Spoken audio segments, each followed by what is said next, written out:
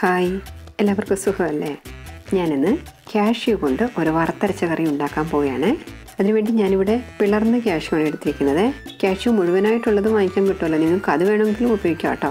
അതുപോലെ തന്നെ ഞാനിവിടെ അരമുറി തേങ്ങ ചിരകി നന്നായിട്ട് മിക്സി ജാറിലിട്ടൊന്ന് അടിച്ചെടുത്തിട്ടുണ്ട്. ഇങ്ങനെ ചെയ്യുമ്പോൾ തേങ്ങ വറുക്കുന്ന സമയത്ത് ഒരുപോലെ തന്നെ നമുക്ക് വറുത്തെടുക്കാൻ കഴിയും. ഇപ്പം നമുക്ക് ഈ കാഷ്യൂ നട്ട്സ് കുറച്ച് ചൂട് വെള്ളത്തിലിട്ട് കുതിരാനായിട്ട് വയ്ക്കാം. ഇനി ഈ കറി ഉണ്ടാക്കാൻ വേറെ എന്തൊക്കെയാണ് ആവശ്യമെന്ന് നമുക്ക് നോക്കാം. കാഷ്യൂ നട്ട്സ് ഒരു പിടി, തേങ്ങ 1/4 പകുതി, സവാള ഒരെണ്ണം ചെറുതായി നുറുക്കിയത്, ഉരുളക്കിഴങ്ങ് 1 ചെറുതായി നുറുക്കിയത്, ഉണക്കമുളക് 10 എണ്ണം,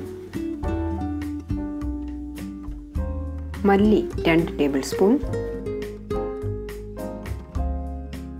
പെരുംജീരകം 1/4 ടീസ്പൂൺ, മഞ്ഞൾപ്പൊടി 1/4 ടീസ്പൂൺ,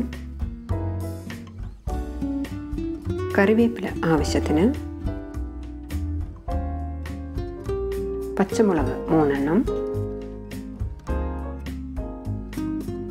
തേങ്ങാക്കൊത്ത് ആവശ്യത്തിന്, ഉപ്പ് ആവശ്യത്തിന്, കടുക് 1/2 ടീസ്പൂൺ, ചെറിയ ഉള്ളി ആവശ്യത്തിന്, എണ്ണ 6 ടേബിൾ സ്പൂൺ, വെള്ളം ആവശ്യത്തിന്. ഈ ചീനിച്ചട്ടിയിലേക്ക് നമുക്ക് ആദ്യം തേങ്ങ ഇട്ട് കൊടുക്കാം.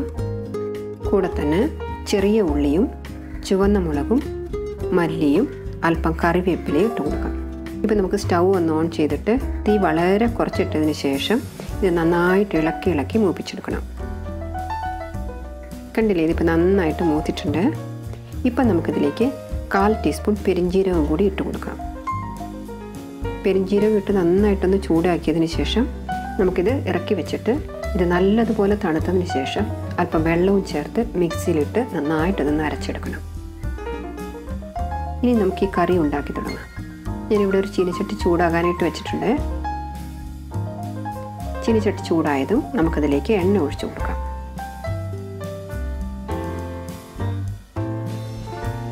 എണ്ണ ചൂടായതും നമുക്ക് കറിവേപ്പിലയും സവാള അരിഞ്ഞതും കൂടി ഇട്ട് കൊടുക്കാം.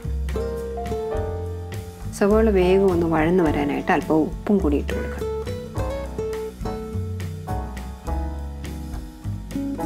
സവാള ഒരുവിധം ഒന്ന് വഴന്നു വന്നതും പച്ചമുളകും ഉരുളക്കിഴങ്ങും ഇട്ട് കൊടുത്ത് നന്നായിട്ടൊന്ന് ഇളക്കണം.